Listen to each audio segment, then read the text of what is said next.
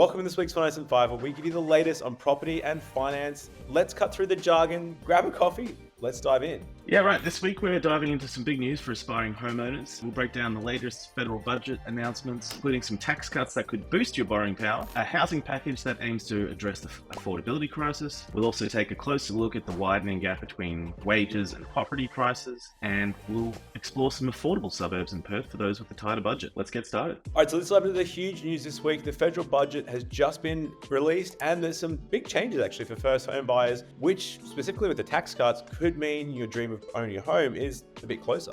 Absolutely. You know, Jaden, borrowing capacities have fallen about 30% since interest rates started rising back in May 2022. And this federal tax cut is actually going to help to sort of claw back some of that borrowing capacity. So no matter how much money you make, every taxpayer will get a tax cut from July 1st under these updated stage 3 tax cuts. I mean, the exact amount will change depending on how much you earn, but you know, everybody's going to get something from this. Yeah, it's pretty huge. So a home buyer with say $100,000 income could see your borrowing capacity increase by about $25,000. Someone earning $150,000 could increase your borrowing capacity by up to $40,000. So it can make a big difference. It could be a difference between you missing out on a property and getting into the market, and just help bridge the gap there that we're seeing from those rate rises. I mean, this is great for first home buyers and people looking to look for those more affordable properties as well. You know, if you're looking to buy a $2 million property, these tax cuts probably aren't going to be much of a benefit to you. But for people who are just starting out, this is a huge benefit. It's a huge little extra bit of money in your pocket that can go towards the deposit for your home. The other one that was a big change from the government is the student debt relief. So if you've got HECS or HELP, last year you would have been hit by that huge indexation. In some people's cases, it went up by more than what was paid off. So there's going to be debt relief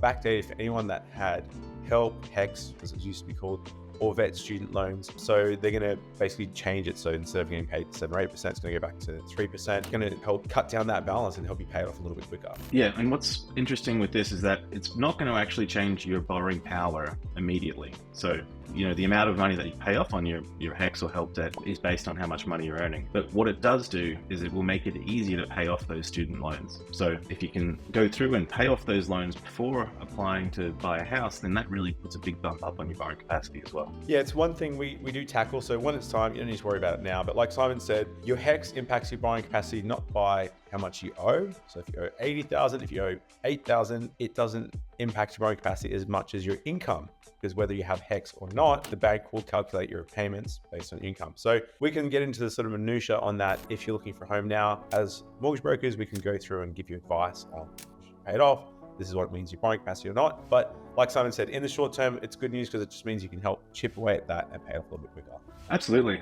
Let's just run through some key takeaways here. You know, one of the things that I think is not always obvious to people is these tax cuts are going to stimulate the market because people are going to have more borrowing capacity. It means that people can afford to pay a little bit more for a home. If you are looking at potentially buying a house in the near future, it's probably a good time to move forward with that, because otherwise, in a few months' time, you'll see increased stimulation on house prices because of this extra borrowing capacity. It's kind of always one of these difficult situations. Things that go towards making houses more affordable can also bump up prices, especially if we don't have the housing supply. I mean, this is kind of a short-term boost to your borrowing capacity, but there's probably a window of where this will actually help you to take action on buying a home as well. Yeah, so we've talked about tax cuts that potentially boost your borrowing capacity, but what about affordability? It's obviously been a big issue that's been talked about.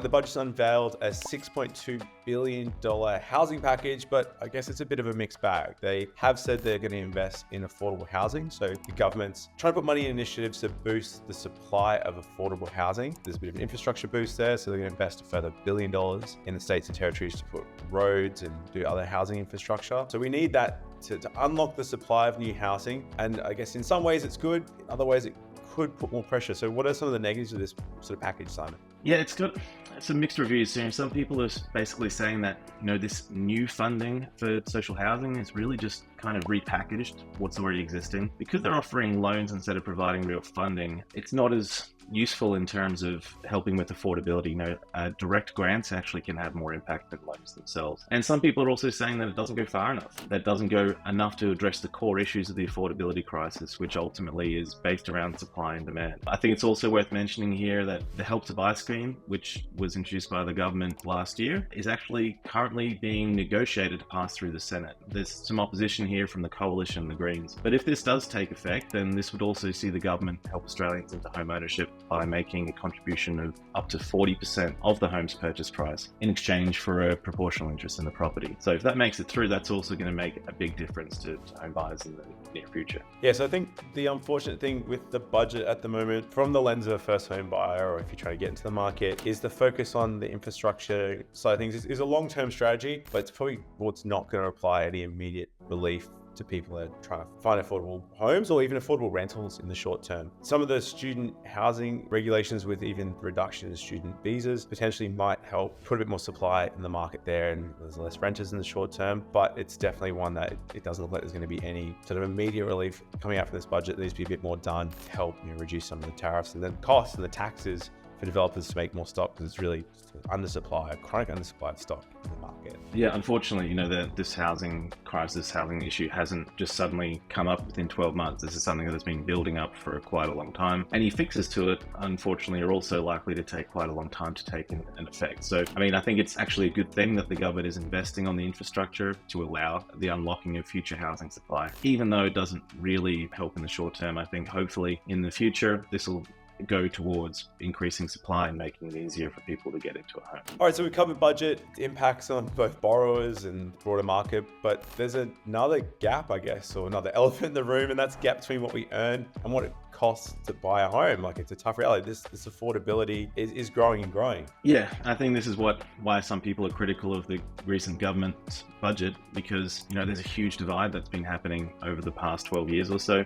Home prices have grown by 93.5% in capital cities, and wages have only increased by 34.7%. So massive disparity there. Yeah, it's been exacerbated by, obviously, over the last 12 years, it's been really low interest rates, it's been rapid population growth, the bank of mum and dad phenomenon, where parents are helping either with a gift or a guarantee or with inheritance to help people into the market. So there are some big squeezes here that are making it harder, but it's not all bad news, right, Simon? No, it's not all bad news. It can seem daunting, but there's always pathways to home ownership. There are still plenty of people who are out there finding homes to buy and achieving their goals of home ownership. So I think sometimes it's a case of looking at adjusting expectations, looking at alternative locations. These are things we've covered in other podcasts. And also the planning. The earlier you start saving and planning, the better equipped you'll be to navigate the market, considering strategies like budgeting, increasing your income, seeking professional advice. These are pretty standard things that we always recommend. There's also some other interesting ideas that are out there. There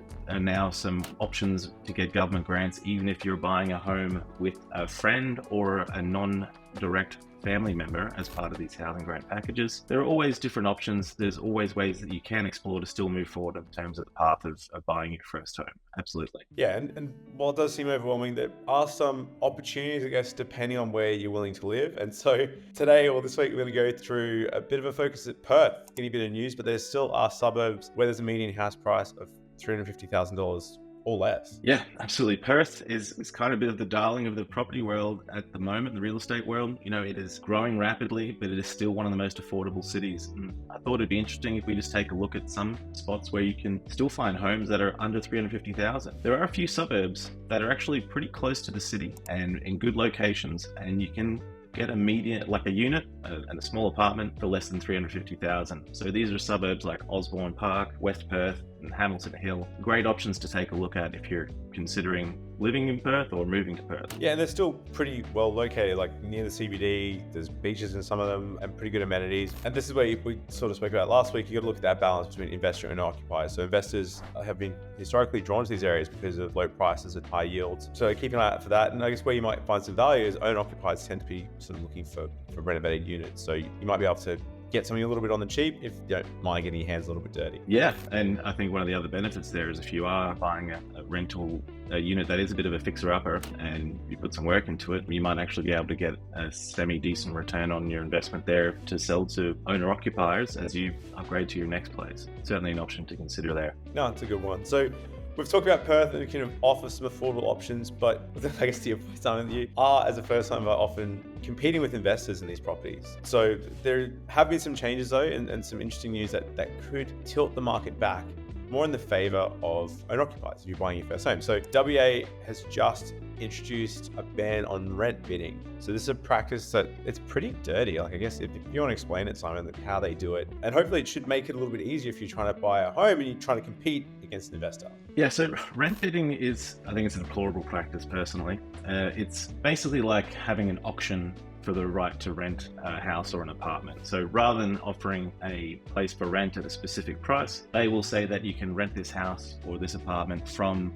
let's say, $500. And then when you submit your application, you actually have to tell them how much you'd be willing to pay to rent this particular property. So it's a way that they artificially inflate the rents. You don't know if you're going to get your rental application accepted if you don't bump up, say, 50 or 100 above the lowest possible asking rent. So it's a pretty nasty practice from landlords and property agents, and I'm glad that it's now illegal in Western Australia. Yeah, so landlords and agents who violate this are liable for up to a $50,000 fine. It's a good win for renters and even people in general. That's pretty pathetic if you have to sort of rent bid on this. So yeah, hopefully, I guess the other win is for first home buyers, because if that's out of the window, it should hopefully won't push up the price of rental, make it more appealing for investors. So first home buyers might face less competition and even make the market a bit more predictable, because without that rent bidding, it means it could be more stable rental market for prices and make it easy for you to predict if you're, I guess, still on the rental phase and still saving, help you plan your finances. It means you're not going to have a complete blowout there on some of the costs. Absolutely.